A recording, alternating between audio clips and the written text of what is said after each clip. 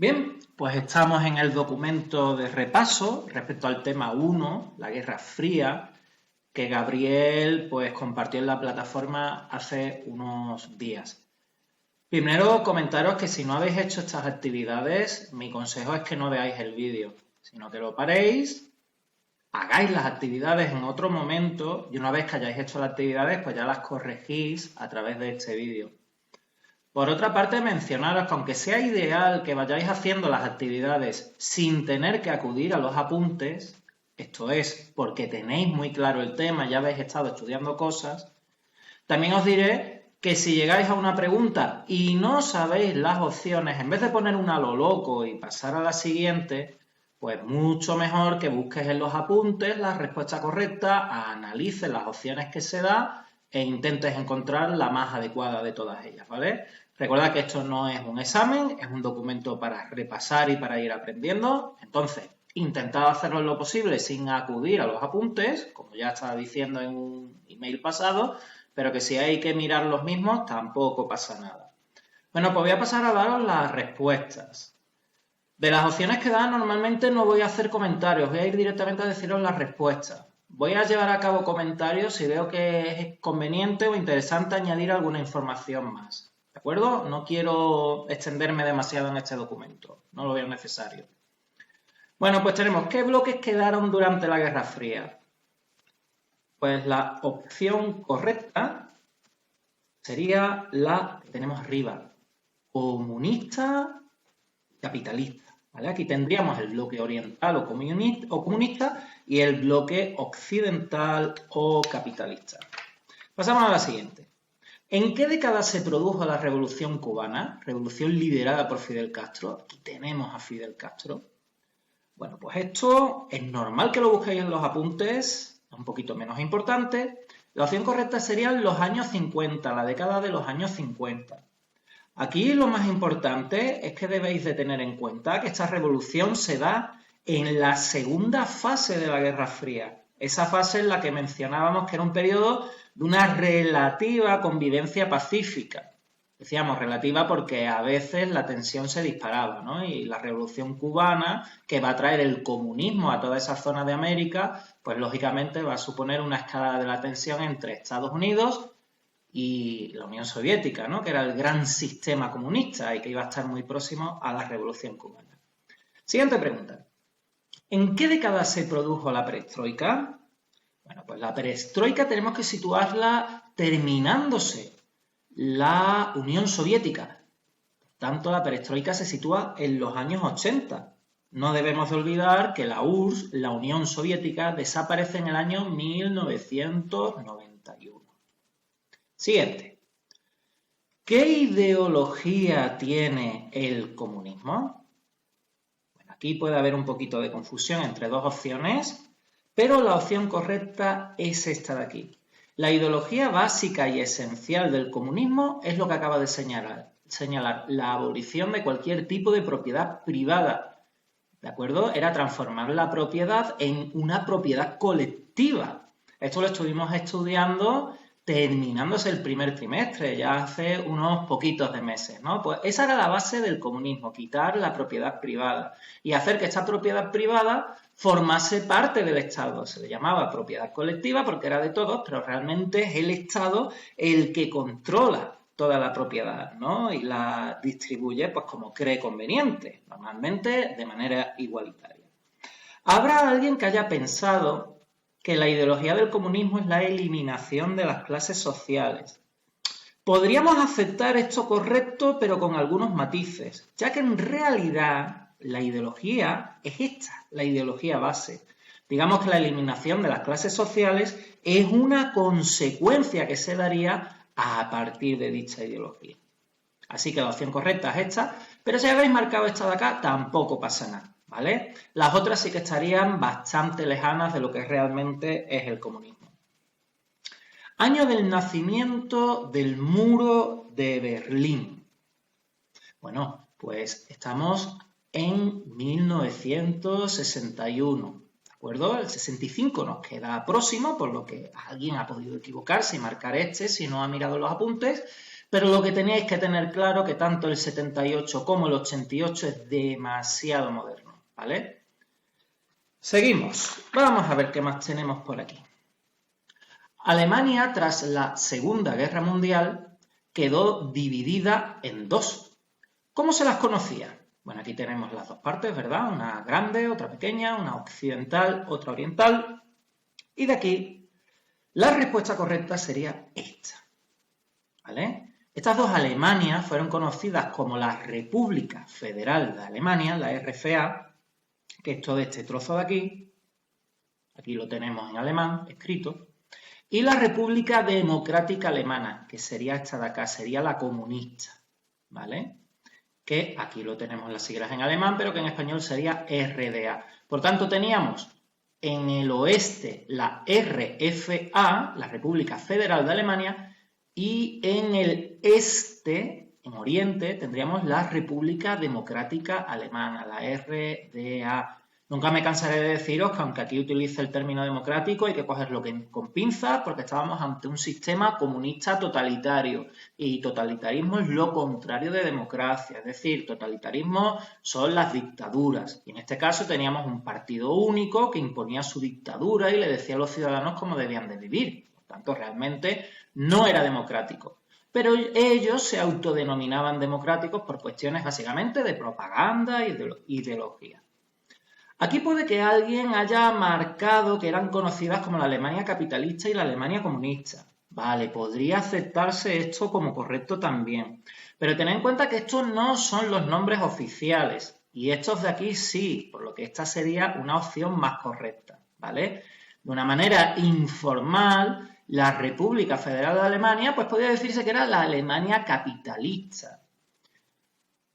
Por otra parte, desde un punto de vista también informal, podríamos decir que la República Democrática Alemana pues era la Alemania comunista a la que yo me estaba refiriendo hace un ratito, ¿vale?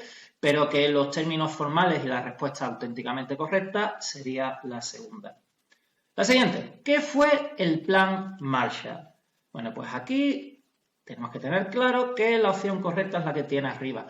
Programa de ayuda económica a los países occidentales. Un programa llevado a cabo por Estados Unidos, ¿vale? Para sus propios aliados. Seguimos. ¿Quién fue el presidente de Estados Unidos en el final de la Guerra Fría?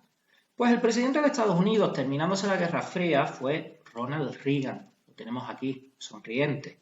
Era un presidente que solía sonreír mucho ante las cámaras. ¿Quién fue el último líder soviético? Bueno, pues fue este hombre que tenemos aquí, recordad la mancha que tiene en la parte superior de la cabeza, y es Mikhail Gorbachev, que fue el que introduciría la perestroika y fue pues, el último líder que tendría la Unión Soviética antes de desaparecer en 1991. Por mencionaros un poquito, Nikita Khrushchev, también conocido como Nikita Khrushchev, ¿vale? Este estuvo siendo el líder de la Unión Soviética durante bastantes años, entre la década de los 50 y los 60, y tuvo un papel muy importante en la Guerra Fría, pero no fue quien finalizó la Unión Soviética, que es lo que se está preguntando aquí. Por tanto, para nosotros en el tema tenía un poquito de menos relevancia. Luego recordad que Lenin fue el que va a llevar a cabo el gran líder de la Revolución Rusa y que por tanto sería el primer líder que tuvo la Unión Soviética. Y que una vez murió Stalin fue Joseph Stalin quien continuaría, ¿vale? Sería el segundo gran líder que tuvo la Unión Soviética, también hasta su muerte. Bueno, vamos a seguir aquí. A ver, selecciona los principales conflictos enmarcados dentro del contexto de la Guerra Fría. Contexto de la Guerra Fría, eso es importante, ¿vale? Porque aquí aparecen bastantes conflictos, pero algunos están más o menos relacionados con la Guerra Fría y otros no. Aquí la respuesta correcta estaría aquí. Estos son tres grandes conflictos que estuvieron dentro del contexto de la Guerra Fría.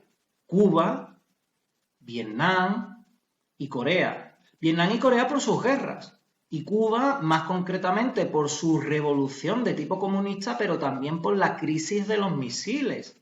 ¿De acuerdo? Que estuvimos estudiando durante el tema. Puede ser que alguien haya marcado el de aquí arriba por China, pero tened en cuenta que lo de China no fue propiamente un conflicto, sino que fue una revolución comunista.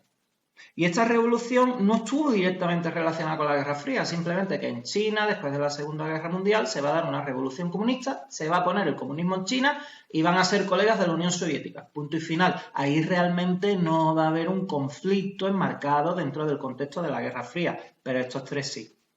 Luego, estos de acá no tienen nada que ver, espero que nadie los haya marcado. Son conflictos relativamente recientes y que, por supuesto, no tienen nada que ver con la Guerra Fría. Pero vamos a seguir. ¿Cuál es el acontecimiento que da inicio a la Guerra Fría? Mirad, esta imagen no me gusta y no me gusta por esto.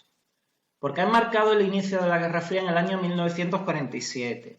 Y aunque hay algunos autores que dicen que formalmente la Guerra Fría empieza aquí, la mayoría de los autores, y yo estoy de acuerdo con ellos, enmarcan el inicio de la Guerra Fría en el año 1945. Por lo que Gabriel, pienso, no debería de haber dejado esta fotografía aquí, o al menos debería de haber cambiado esto, porque nos lleva a confusión, dado que en los apuntes viene claro que el inicio de la Guerra Fría es 1945. Así que esto puede ser que os haya dado un poco de dolor cabeza ver la fecha ahí, ¿de acuerdo? Así que 1945 hasta 1991, la fecha de inicio de la Guerra Fría. Esto no es una pregunta tipo test, sino que es una pregunta de desarrollo. De cara al examen, podríais estudiarla por si Gabriel la pusiera, si se trata de un examen de desarrollo. Por ejemplo, que hicieseis el examen en el IPEP porque se ha terminado el confinamiento y vamos a hacer los exámenes de forma presencial. De momento yo no cuento con eso, ¿vale? Pero no sabemos si va a suceder. Pues como decía, podríais estudiar esta pregunta para el examen. Pero os diría que no suele ser el tipo de preguntas que pone Gabriel. No es su tipo habitual de preguntas, yo no la veo que la pusieran en el examen, pero bueno, podría darse el caso, ya la tenéis. En cuanto a la respuesta que habéis escrito, aquí de lo que tenéis que hablar básicamente es sobre las discrepancias que había entre Estados Unidos y la Unión Soviética ya a partir de la conferencia de Yalta. Eso es lo más interesante, que hay que mencionar la conferencia de Yalta, que esta se dio justamente al terminarse la Segunda Guerra Mundial, en el año 1945. Recordad que los que habían ganado la Segunda Guerra Mundial se reunieron en Yalta, en Ucrania, para llevar a cabo una conferencia, unas charlas donde iban a ver cómo organizaban geoestratégicamente el mundo, ¿no? Desde una perspectiva política, y aquí se notó ya claras discrepancias, porque Estados Unidos y el bloque occidental pensaban de una manera y la Unión Soviética pensaba de una forma muy distinta. Entonces ya se vio tensión entre ambos, sobre todo entre Estados Unidos y la Unión Soviética. Entonces ahí es donde ya se puede enmarcar el conflicto, el inicio del conflicto de la Guerra Fría. Y eso fue en el año 1945. Entonces aquí, para considerar la respuesta correcta, pues deberéis haber mencionado la conferencia de Yalta o, como mínimo, haber dicho que tras la Segunda Guerra Mundial pues ya había una creciente tensión entre Estados Unidos y la Unión Soviética, ¿vale? Si alguien no lo tiene claro, pues siempre me podéis mandar la respuesta que habéis escrito y yo os doy mi opinión. Bueno, seguimos por aquí. ¿Qué acontecimiento puso fin a la Guerra Fría? Fijaos, aquí sí tenemos bien la fecha, desde el 45, no como ponía aquí 47. Bueno, pues ¿qué acontecimiento puso fin a la Guerra Fría? Aquí lo que tenéis que haber mencionado es que lo que pone fin a la Guerra Fría, y esto debe de estar muy claro, es la caída de la Unión Soviética. ¡Ojo! Que no se os ocurra haber puesto caída del muro de Berlín, que eso es otra cosa, ¿vale? Fue la caída de la Unión Soviética. La caída del muro de Berlín fue un acontecimiento más que se dio mientras se estaba descomponiendo la Unión Soviética, que fue el hecho que verdaderamente supuso el fin de la Guerra Fría. Empezó a descomponerse la Unión Soviética. Esto va a llevar a toda una serie de pequeños acontecimientos, bueno, pequeños entre comillas porque fueron relevantes en la época, y uno de estos acontecimientos es que van a unirse las dos Alemanias y va a desaparecer el muro de Berlín. Seguimos por aquí. La década de 1980 fue para la Unión Soviética y sus aliados europeos un periodo de desmoronamiento del tipo de socialismo que construyeron, los llamados socialismos reales. Esto es como ellos lo llamaban. ¿En qué consistió este tipo de régimen? Vale, de las opciones que tenéis aquí, es normal que dudaseis entre dos. La opción correcta es esta, ¿vale? Nos preguntaba, ¿en qué consistió este tipo de régimen, en lo que son los socialismos reales? Pues en la aplicación dictatorial de preceptos marxistas. Eso era realmente lo que se estaba haciendo. Es decir, y recordemos, en la Revolución Rusa se consigue el poder de Rusia. Y lo que se hace es que se impone una dictadura de partido único, una dictadura del llamado proletariado, ¿vale? Pero que al fin y al cabo es una dictadura de un solo partido político, en este caso de tipo comunista, y ese partido lo que impone por la fuerza son los preceptos marxistas, es decir, los principios que Carlos Marx establecía respecto al comunismo, respecto a cómo debía de funcionar la economía desde su punto de vista. Esto, por tanto, es lo que realmente se llevó a cabo en su sistema, en el sistema de la Unión Soviética. Antes os decía que era normal que dudaseis entre dos opciones.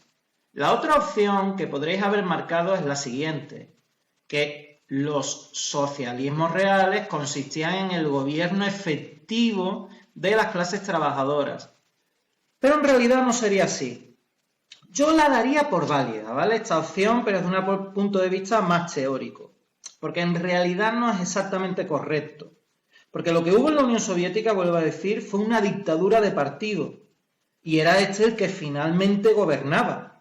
Y no eran directamente las clases trabajadoras las que llevaban a cabo ese gobierno efectivo. Un ejemplo claro lo tenemos durante la época de Stalin. Durante esa época, la Unión Soviética pasó a ser prácticamente una dictadura de tipo personal que se parecía más a una monarquía absolutista del antiguo régimen en la que el gobernante, el líder en este caso del partido, venía a hacer lo que le daba la gana y gobernaba el país como le parecía y Santas Pascuas. ¿Vale? Eso es la época de Stalin donde se vio más radicalmente esto. Y ahí poco tuvo que ver esto. Por eso digo que esta opción, a que la podemos considerar válida, no termina de ser válida del todo. Ellos siempre, la Unión Soviética, se basaron en llevar a cabo por la fuerza de forma dictatorial, mediante un totalitarismo, os decía, de partido único, llevar a cabo los preceptos marxistas. Y esto al final pues no funcionó y llegaría al fracaso con el tiempo.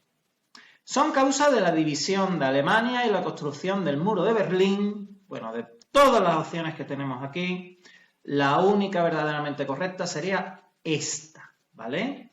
Esa sí fue una causa que supuso la división de Alemania y el que se construyese el muro de Berlín, que es lo que nos está preguntando aquí arriba. Dice, las diferencias ideológicas y programáticas entre los aliados vencedores, fundamentalmente entre Estados Unidos y la Unión Soviética. Eso al final va a terminar llevando a cabo la separación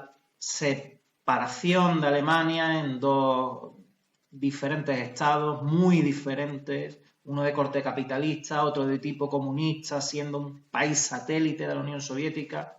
Va a ser realmente esta la explicación, las otras no se ajustan. Podéis haber dudado con esta, con la radicalización política de Erich Honecker, líder de la RFA, pero cuidado, que está mencionando República Federal de Alemania. Se está refiriendo a la Alemania occidental, a la que era amiga de Estados Unidos. Y efectivamente este hombre era un radical de su época, pero era un radical comunista, ¿de acuerdo? Y él en esa época lo que quería era que su Alemania oriental, que no es esta de aquí, sería su RDA, la República Democrática Alemana, quería que formara parte de la Unión Soviética. Y este hombre va a tener bastante gobierno porque va a terminar siendo presidente de la RDA, creo que fue en los años 70 por ahí, pero no está realmente relacionado con lo que nos preguntaba, que era la división de Alemania, que va a ser mucho más anterior a cuando él sea un peso auténticamente pesado en el gobierno, y luego que si habéis observado esto, la F, República Federal de Alemania, os habéis dado cuenta, o deberíais de haberos dado cuenta, que esto era un trampa, ¿vale? Bueno, seguimos. En el nuevo orden mundial, surgido tras la Segunda Guerra Mundial, Estados Unidos representó el sistema económico de libre mercado, representó al capitalismo, ¿no? Y a las libertades individuales. Mientras que la Unión Soviética, ¿qué es lo que representó de todo esto? Bueno, pues la Unión Soviética lo que representó fue la economía central planificada, es decir, una economía completamente centralizada en el Estado, donde el Estado lo controlaba todo y estaba planificada a largo plazo. De hecho, en la Unión Soviética existía lo que eran los quinquenios, que iban llevando a cabo su economía planificada en vista para 5 años, para 10 años, para 15 años, muy a largo plazo, ¿vale? Esto es lo que realmente estaba haciendo la Unión Soviética, desde un punto de vista, evidentemente, comunista, pero era esto. El keynesianismo, ¿vale? Keynesianismo, que esto es difícil de pronunciar, esto se refiere a Keynes, y Keynes fue uno de los ideólogos del capitalismo, por lo que no tiene nada que ver con la Unión Soviética, sino tiene que ver con Estados Unidos.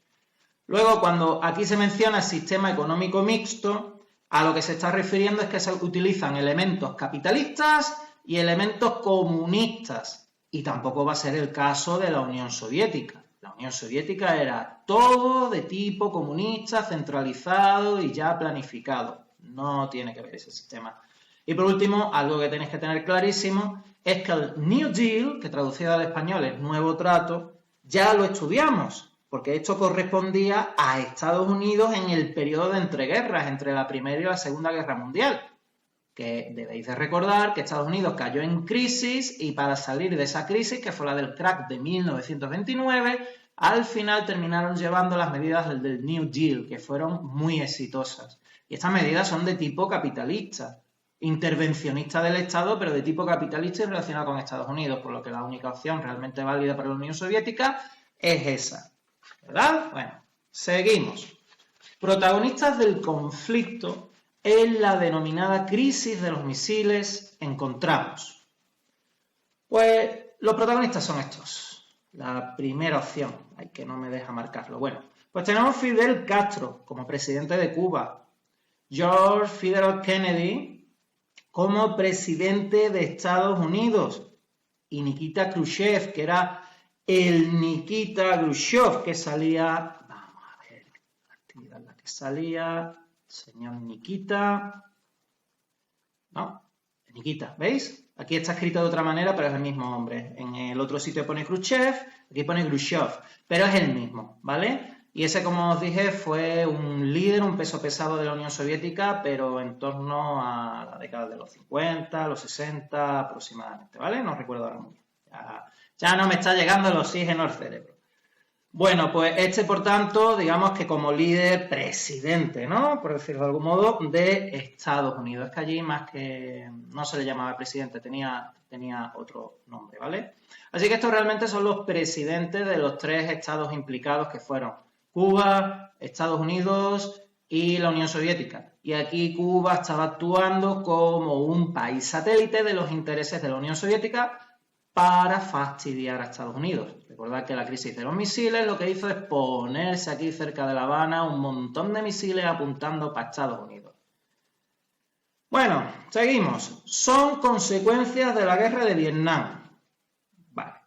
De aquí podemos considerar como consecuencias de la guerra de Vietnam esta de aquí, que consiste en el despertar cultural político de la juventud norteamericana que se opuso a la al mantenimiento, expresado de otra forma un poquito más clara, de la guerra. Y a esto se refiere el movimiento hippie. Y alguien me puede decir, bueno, es que el movimiento hippie ya existía, ya llevaba más o menos el movimiento hippie pues 10 años. Y yo diré, sí, es cierto, pero el movimiento hippie no era tan cultural ni era tan político, iba por otras ideas. Y va a ser precisamente la guerra de Vietnam la que va a hacer que este movimiento, que son al fin y al cabo los nuevos jóvenes de Estados Unidos, pues son los que van a implicarse mediante manifestaciones y críticas al gobierno de Estados Unidos para que salga de la guerra. Y de hecho van a terminar consiguiéndolo, ¿vale? Esa sería la siguiente opción, que es la que tenemos aquí. La renuncia del presidente Nixon en Estados Unidos tras las incontenibles pérdidas sufridas en la guerra. Yo ya os expliqué que cuando Estados Unidos se metió en la guerra de Vietnam, pensaba que en cuestión de poco tiempo iba a dominar al Vietcong y este iba a terminar rindiéndose. Pero no, el Vietcong supo plantear muy bien cara, consiguió también muy buenos apoyos por parte de la Unión Soviética y esta guerra se transformó en meses y meses y luego años y años en los que Estados Unidos pues no terminaba de ver claro qué hacía ahí. Mandaba muchos soldados, morían muchos soldados, mandaban muchos helicópteros, los helicópteros terminaban siendo destruidos y cada vez la opinión pública estaba más y más crítica, como decía, con el gobierno. Así que al final el presidente Nixon dice, nos vamos de la guerra. Y esto supuso que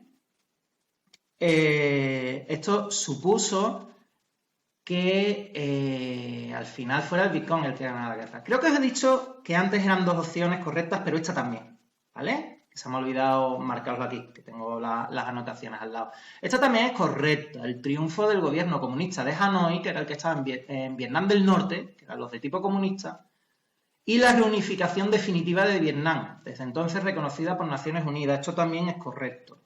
Cuando Estados Unidos, aquí lo estamos leyendo, se larga, al final, por tanto, va a ganar el Vietcong, el sistema comunista de Vietnam del Norte, se van a reunificar las dos Vietnam, Vietnam del Norte y Vietnam del Sur, en un único país. Vietnam va a ser un país comunista y ese país va a ser reconocido por Naciones Unidas.